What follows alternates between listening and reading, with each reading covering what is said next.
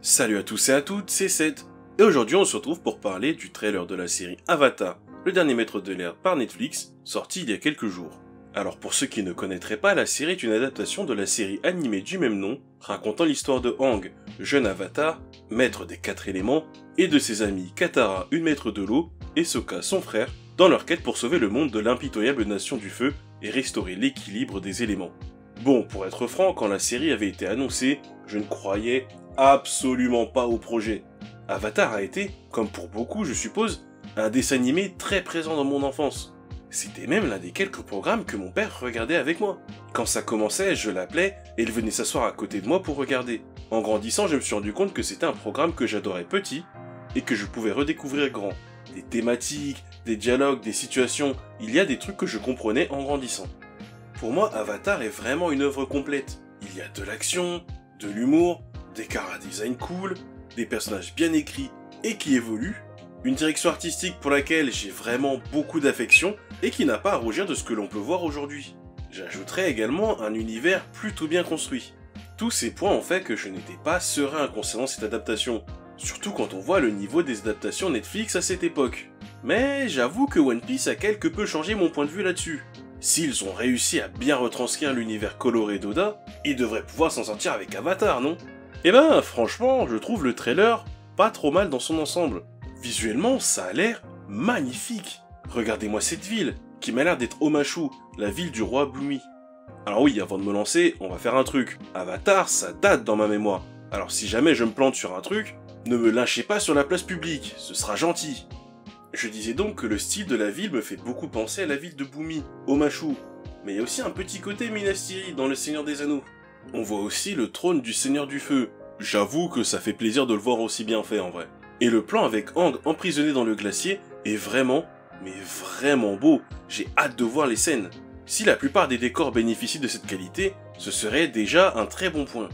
Les effets spéciaux sont d'ailleurs plutôt pas mal dans l'ensemble. Le fait est bien fait, notamment de ce que l'on peut voir de l'Agni Kai, ou ce que je pense être l'Agni Kai. Bon, on n'en voit pas beaucoup dans le dessin animé, donc je devrais pas trop me tromper. La CGI des décors qu'on nous montre fonctionne, on retrouve ce côté mi-fantastique, mi-réaliste, qu'ils avaient réussi à faire dans One Piece, et je trouve que ça passe vraiment bien. Par contre, là où j'ai un peu de mal, c'est avec la CGI de Momo et Appa. Les textures sont bien, on a un rendu assez proche de la réalité je trouve, mais un truc me chiffonne, et je n'arrive pas à savoir quoi. Regardez par exemple le décollage d'Appa, la façon dont il bouge, il y a un truc qui me gêne. Peut-être les mouvements qui ne font pas très naturels. À voir ce que ça va donner. En revanche, la façon dont le tatouage de Aang s'illumine, j'aime bien, ça me fascine. J'avais déjà bien aimé l'idée des tatouages qui forment la flèche dans l'adaptation de M. Night Shyamalan. C'est cool qu'on retrouve un peu cette idée ici, même si elle est revisitée. Les costumes ont l'air vraiment pas mal, assez proches des originaux, mais sans trop avoir ce côté cosplay qu'ont parfois les adaptations, surtout celles de dessins animés. Que ce soit les protagonistes, ou les antagonistes, même les soldats de la Nation du Feu ont un costume qui rend bien. D'ailleurs, en parlant de maquillage et de costume, le maquillage de Suki était quali de ouf, on dirait vraiment le personnage. Concernant le rendu des acteurs-actrices avec costume plus maquillage, je suis assez mitigé.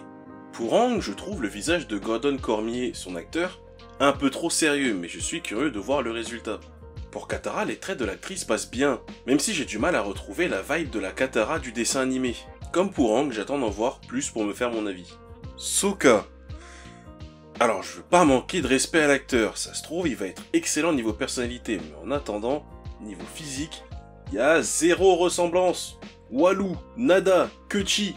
Quand j'ai vu le casting, je me suis dit, bon, on va voir en situation, ça peut tout changer. Bah, pour l'instant, mon avis reste le même. Physiquement, c'est clairement pas Sokka. Pas convaincu du casting sur ce coup-là.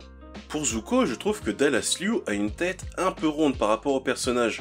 Mais là, je pinaille. Dans l'ensemble, il a l'air de ne pas être trop mal, et la brûlure est assez réaliste. Pareil pour Azula, je trouve que l'actrice a un visage un peu rond, mais encore une fois, c'est pas choquant.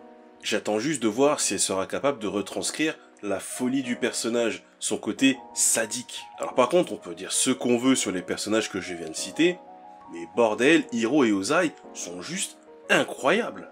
Probablement les deux meilleurs castings de cette série en fait. Non mais regardez-moi ça. Tu peux pas être plus fidèle que ça. Bon après, à voir ce que ça va donner niveau interprétation, bien sûr. Mais déjà, pour l'instant, je dis un grand oui pour ces deux-là. Je suis extrêmement curieux de voir le reste des personnages. Alors j'ai jeté un coup d'œil au casting, mais c'est facile de dire que tel acteur ou telle actrice ne ressemble pas quand ils ne sont pas du tout dans le rôle. Mais je me demande ce que cette première saison va couvrir comme histoire. Parce que je vois que certains castings sont déjà annoncés, alors qu'ils sont assez loin quand même. Comme Jet ou Ko. Ils ont déjà le casting pour Ko, le voleur de visage. Je trouve ça dingue qu'ils aient prévu au moins jusque-là. Enfin, on verra bien. En tout cas, ce sera tout pour cette vidéo. J'avais vraiment envie de parler de ce trailer. C'est Avatar quand même.